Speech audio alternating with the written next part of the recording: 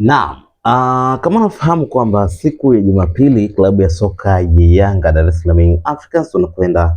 kutupa karata yao ya mwisho dhidi ya JS Kabylie katika mchezo wa hatua ya makundi ligi ya mabingwa barani Afrika,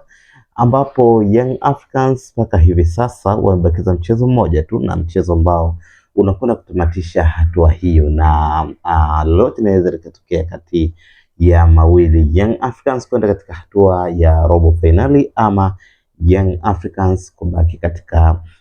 hatua hii ya makundi, na ndio ikawa mwisho wao kwa msimu huu wa ligi ya mabingwa bara. Ukiangalia msimamo hadi hivi sasa Young Africans iko namba 3 katika ile group stage ambayo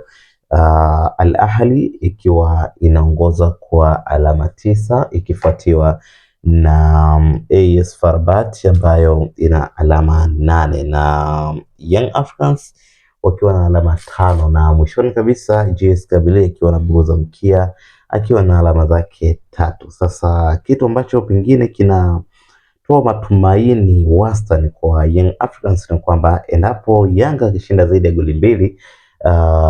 zaidi ya goli moja, na kule FAR Rabat akifungwa dhidi ya Al Ahly, basi Young Africans itakuwa wamepata nafasi ya kwenda katika hatua ya robo final, lakini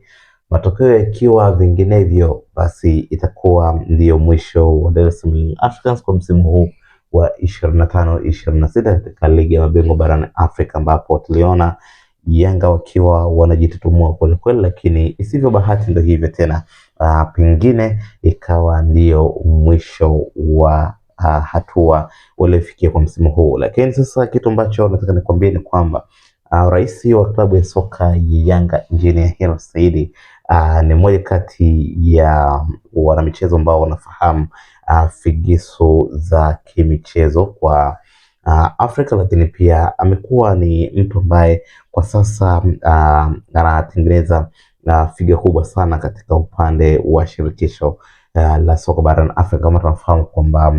yeye ni mwenyekiti wa ACA kwa maana ya ile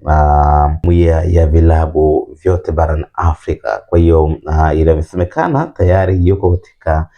mazingira ya kutengeneza namna ya Young Africans kuweza kusonga katika hatua inayofuata, na imani na Engineer Hersi Said analifahamu soka la Kiafrika, lakini pia amekuwa ni mzuri sana katika kutengeneza intention na kutengeneza mazingira fulani ya kupata nafasi pengine kwa klabu yake. Kwa hiyo kuna mategemeo makubwa sana pengine Young Africans kutoka katika kusonga katika hatua inayofuata, na pengine Jumapili baada ya dakika 90 kutamatika, basi watakuwa wakishangilia kupenya katika hatua hiyo kwa mbinde kweli kweli, kwa sababu ukiangalia FAR Rabat hawezi kuchomoka mbele ya timu kama Al Ahly wakiwa nyumbani kabisa. Al Ahly ni timu ambayo pia inahitaji kuongoza kundi ili waweze kupata kibonde katika hatua ya robo finali. Kwa hiyo watatumia jitihada zao zote kuhakikisha kwamba wanapata alama 3 dhidi ya FAR Rabat. Kwa hiyo kwa upande wa JS Kabylie nafikiri kwa Yanga ni jambo jepesi kidogo, japo si la 100%, lakini uwezekano ni mkubwa sana wa kupata goli zaidi ya moja, kwa sababu tunafahamu Young Africans alitoka sare nyumbani kwa JS Kabylie. Kwa hiyo si kazi ngumu sana kuweza kupata alama 3 wakiwa Amaan Complex. Una maoni gani kuhusiana na taarifa hii? Tafadhali tuandike kwenye comment section, sasa kubonyeza neno subscribe, utakuwa umefanya vyema sana kuungana na familia ya Maco TV.